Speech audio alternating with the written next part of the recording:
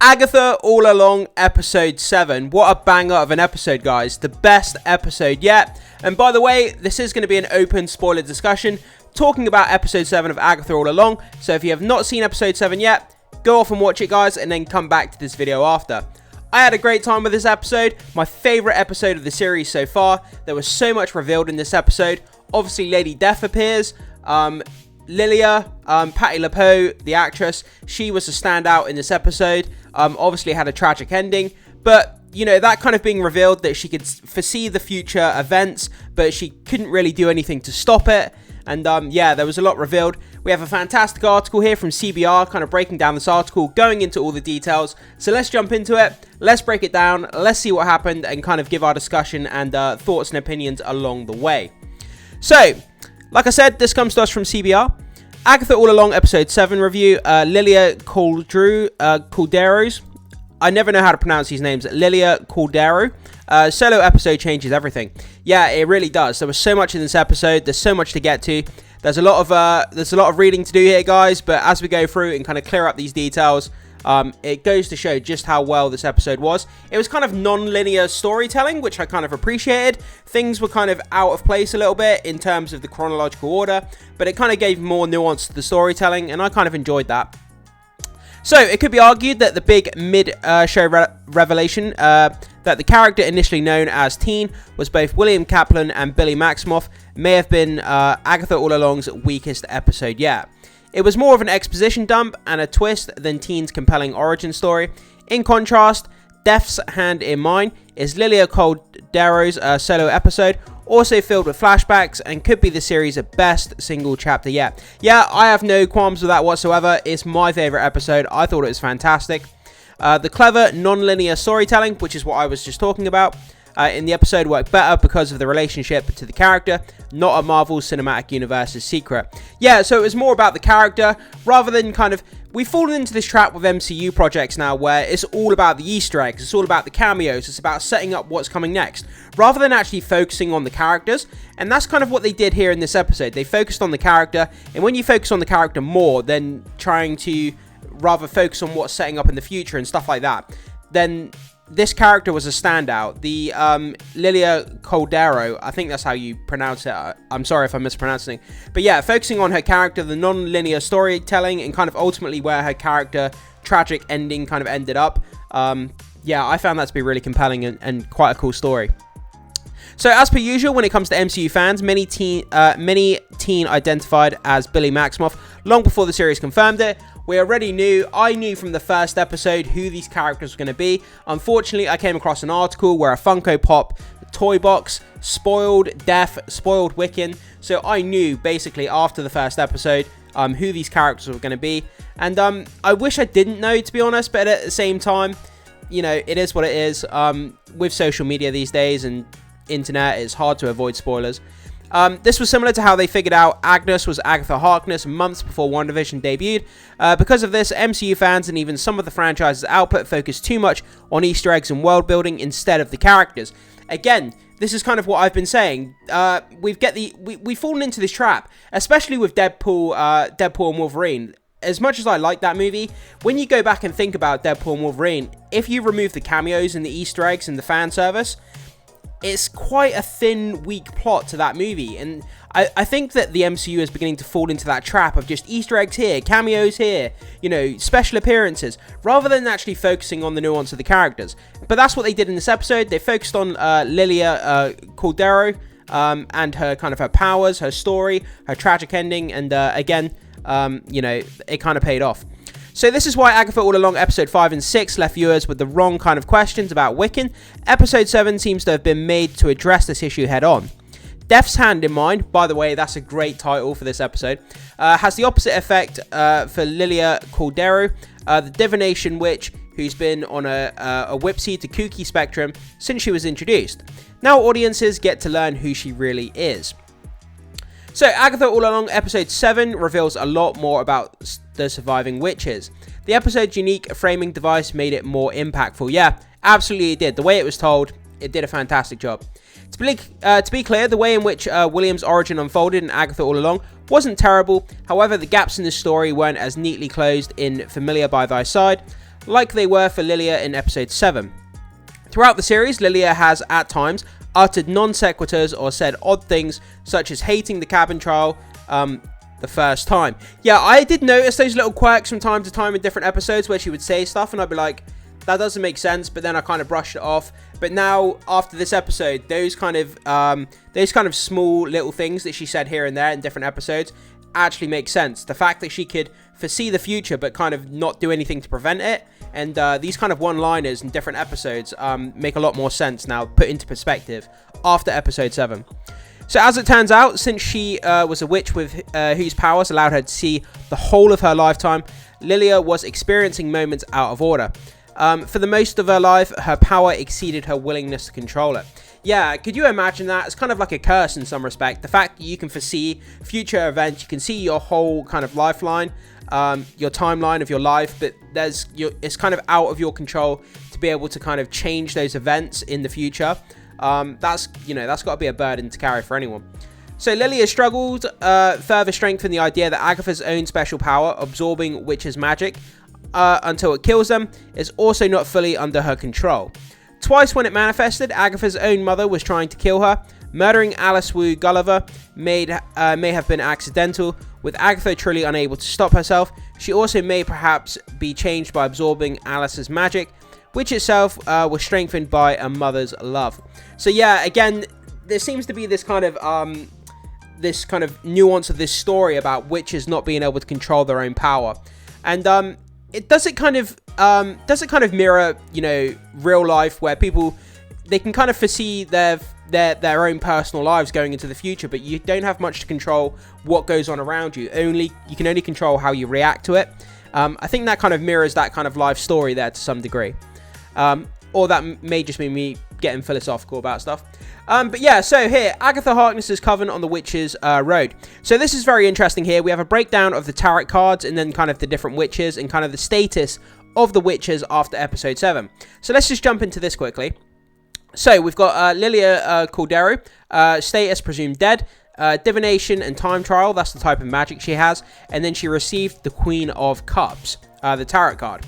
Then we have Jennifer Kell, status alive, type of magic, she does potions, and she received the High Priestess tarot card.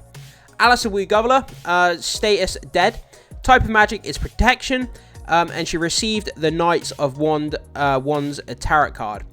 Then we have Sharon Miss Hart Davis, status dead, type of magic Green Witch, and tarot card obviously non-applicable as she died off in the first episode, I believe, or the second episode. I think it was the first one. No, it was the second episode. I do apologize. Was it first or second? I can't remember. I'm going to go with the second episode. Put it down in the comment section if I'm wrong about that. Obviously, Rio Vadal, her status, she's immortal. Green Witch / Lady Death. Tarot card, obviously, she got death. Agatha Harkness, status alive. Her type of magic is magic absorption, dark purple magic, and she received the Three of Swords tarot card. Then we move on to finally William Kaplan, Billy Maximoff, status alive, type of magic blue magic telepathy, tarot card the Tower inverted. So that's a breakdown there of the different tarot cards that each witch received, the type of magic that they have, the kind of status of whether they're dead or alive. And yeah, I think that's a great kind of breakdown there for the episode. So it kind of puts it into perspective there, guys. So, if I went through it too quickly, just pause and have a read for yourself. Let's keep going. So Rio Vadal's whereabouts are finally addressed in this week's episode. As the confirmation of the Funko Pop leak, she is the original Green Witch. Yeah, this Funko Pop leak, again, kind of a double-edged sword. It kind of spoiled it for me after episode 1. But at the same time, going forward, did I really care that it was spoiled all that much? I don't have to say I don't really care that much that it was spoiled. But I guess the reveal of Lady Death would have been a lot more impactful if I hadn't known ahead of time. So while Lady Death appeared in the Marvel Comics universe as a paramour of Thanos, no less, Agatha All Along is likely taking a different approach to her character. I mean, Marvel and the MCU have done this ad nauseum with, different things, with characters, with different movies, whether it's Civil War, whether it's the Avengers movies. They've kind of taken stuff out of the comics and then they've changed it up and adapted it for the big screen. different things. You look at Civil War, for example, the comic and the movie, Civil War the comic and Civil War the movie, they're vastly different from each other, but still the movie does take obviously plot points from the comics, but it changes it up. So they're doing the same thing here with Lady Death, which makes sense. But I'm really excited to see if she pops up in the future and what she's going to be doing. So still, if Agatha was searching for how to control her powers, having Death herself as a partner likely didn't help. Just as she has done for centuries, Lilia tries to warn Alice about her own forthcoming death by telling her to not save Agatha. Interestingly, the last thing Lilia says to Agatha is likely a warning that will save her just the same. So yeah, again, it goes back to Lilia trying to warn people, trying to help people with her knowledge of foresight into the future, but being unable to kind of prevent those events herself. So she tries to help people where she can, but it doesn't always work out. So Agatha All Along episode 7 gives Lilia Calderu the spotlight. Yeah, I mean, she did a great job. The actress, Patti LuPone, I think it's Patti LuPone. I think that's how you pronounce it. But yeah, she's a fantastic actress. She did a great job portraying this character. And yeah, I think when we look back on this episode in years to come, I think we'll admire it more with time. So Agatha isn't the only witch in the coven to have crossed paths with Death on her magical journey. Lilia's gift of foresight allows her to foresee fatal tragedies, being unable to prevent it and facing persecution for being right. Even though she didn't want to join this coven or traverse the witch's road, she grew to feel affection for her sisters in the craft. Yet this wasn't so much an emotional choice that inspired her to act. She acted, including perhaps causing her own death, because she'd already done it. Yeah, she'd already basically, because she foresaw it, and those events kind of already happened that in her mind, So just like casting the sigil to hide Teen's name, everything was inevitable in Lilia's eyes. Like writing down the names of the witches in Agatha's coven in the second episode, Lilia didn't know why she did it then. Only at the end of her journey, whether on the witch's road or more simply life, was Lilia able to put the pieces together. It must be very, very strange to have the power to see events in the future, but see them out of chronological order, and then you have these thoughts and these feelings about different events that are happening, but you don't know why you're doing certain things, and it's not until the end of your life that you can put those sequences back together and then kind of work out how you foresee the future and certain events that took place within your life. They were out of order, but at the end of your life, it makes sense when they come into focus, if that makes sense. I hope that makes sense. But yeah, so Teen, William, and Billy. Obviously, Teen, William, Billy is genuine, but both in his desire to learn the craft and to find his brother, Tommy. Yeah, it wasn't until Lilia heard him confess that while reading her mind, that she knew why she cast the sigil. So, quote, "I cast the sigil on you because I saw that was going to happen to you that night." Obviously, he died in that car crash. "I saw who you were and who you would become. I knew you'd need time." Lilia Calderu to Teen. So Agatha All Along episode 7 is the series' most tragic chapter yet. Yeah, of course it is, with the obviously with Patti LuPone's character being ended.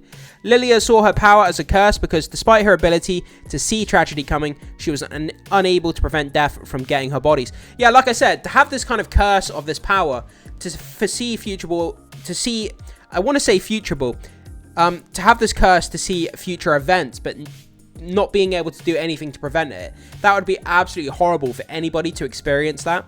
So Lilia's maestra tried to explain that the power in divination does not mean one can change what one sees. When a young Lilia tells their coven will die, she is neither scared nor does she do anything to prevent it. Instead, Lilia's gift is being able to prepare for it and help others where she can. Casting the sigil on William Kaplan or telling Agatha to hit the deck are two such examples. So yeah, all she can do is try to help people when future events are happening. She can't do anything to prevent it, but all she can do is prepare and try to help others where she can. So while Lilia has been trying to cheat Death of her bounty over the years, she's always been frightened of her own encounter with her. She tried not to experience the moment her life ended.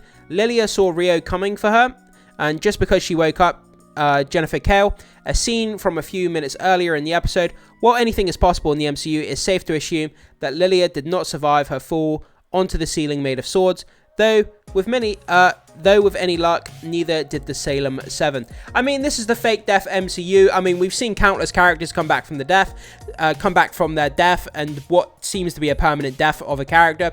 So you never know, this character could pop up again in the potential next 2 future episodes. It could be possible. I mean, they're witches. I mean, all this kind of crazy stuff happens with magic, so you never know. But it's not likely that her character is going to come back.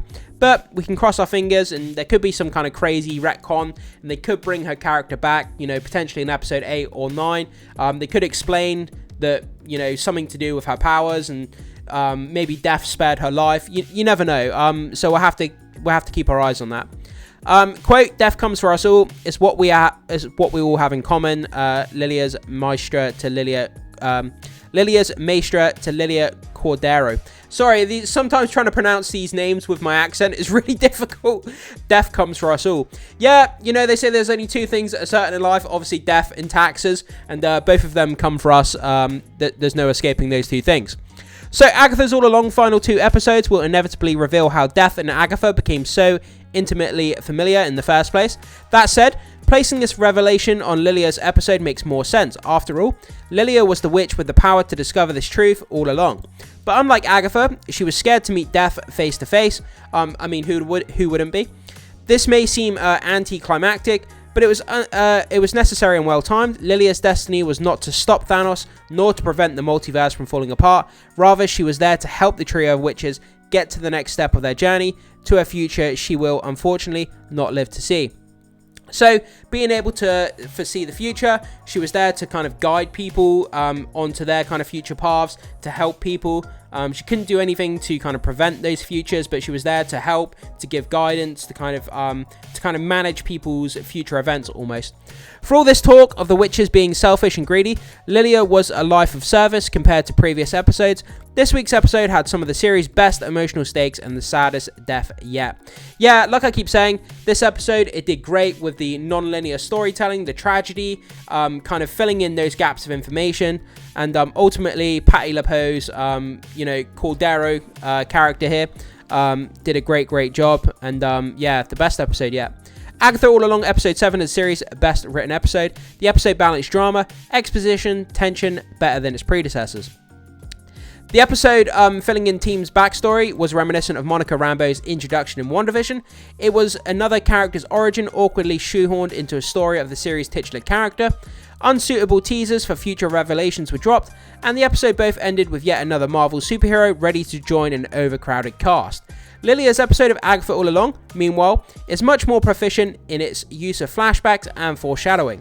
Lilia's outbursts throughout the series are finally put into context. That's what I was saying earlier. The certain phrases, things that she said, the way that she acted and did, it kind of makes a lot more sense now, her being able to foresee future events. These scenes give viewers clarity both about those moments in their past and what they mean to Lilia, I should say. It's fitting that it's thought Lilia's questions to Teen that the mysteries left open by this origin story are answered as well. To top it all off, the whole episode is a homage to the Wizard of Oz that's both cute and scary in the right moments. Yeah, I mean, the fact that they kind of dressed as these iconic witches in this episode, I think it was great. The production, the production behind the people who came up with these ideas of this episode where they dressed as the traditional witches throughout Hollywood, I think it was really fun and quite cool. So, Agatha All Along reviewed by CBR. Episode number, so we've got episode 1, that was 7 out of 10, episode 2, 7 out of 10, episode 3, 7 out of 10, episode 4, 8 out of 10, episode 5, 7 out of 10, and episode 6, 7 out of 10. So CBR, this isn't my personal rating, this is CBR by the way, so they've given basically every episode a 7 out of 10, apart from episode 4, which was 8 out of 10. So it might be interesting to see Death's hand in mind, cut into chronological order, seeing Lily, I keep getting that name wrong. Seeing Lilia's disjointed journey, the way viewers saw it in the previous episodes, showing it from Lilia's perspective and in all its non-linear glory, is what makes the storytelling and Patti LuPoe's performance even more impressive. Yeah, the non-linear storytelling, we've already kind of talked about it. Fantastic the way they did it. They cut the episode together in a great way. It had a lot more impact in the way that they did it. It's not a saga where the fate of the existence hangs in the balance. It's more intimate, personal story, and though it ends with Lilia's death, it's not a tragedy. The 2-episode finale of Agatha All Along will debut on Disney Wednesday, October 30th, 2024, 9 p.m. Eastern Time. And it looks like they've given it a 9 out of 10 this episode here. So, yeah, every episode's a 7 out of 10, apart from 4, which is 8 out of 10. And then CBR rated this a 9 out of 10. But yeah, guys, so that's kind of where we are. There's a lot of information that we had to break down there and get into, so I apologize. There was a lot of reading there. But the non-linear storytelling, the tragic ending, and kind of the revelation about putting the sigil on Teen and kind of hiding his name, and all these kind of revelations, and Death obviously appearing, and Death kind of factoring into the story. There was a big episode here, and big ramifications for the MCU going forward. I found this to be a fantastic episode. I enjoyed that non-linear kind of storytelling and that kind of the way they put that episode together. The tarot cards were really fun, and dressing as the classic witches as well. Everything about this episode was just fun. It was great. The story was structured well. Patti LuPoe's Lilia Calderu being the star of this episode, and kind of her foreshadowing of future events, but not being able to stop them, but kind of helping the witches along the way and kind of guiding them. That was kind of her purpose in life. So yeah, a fantastic episode. I enjoyed it, guys. Jump down into the comment section with all this information. Like I said, I apologize. There was a lot of reading here to get into, but there was quite a lot of details to break down. Jump down into the comment section, guys. Have you seen episode 7? What did you think of it? What stood out to you? What did you like? What did you not like? And yeah, can't wait to hear your thoughts and comments. Thanks so much for watching. I will see you in the next video.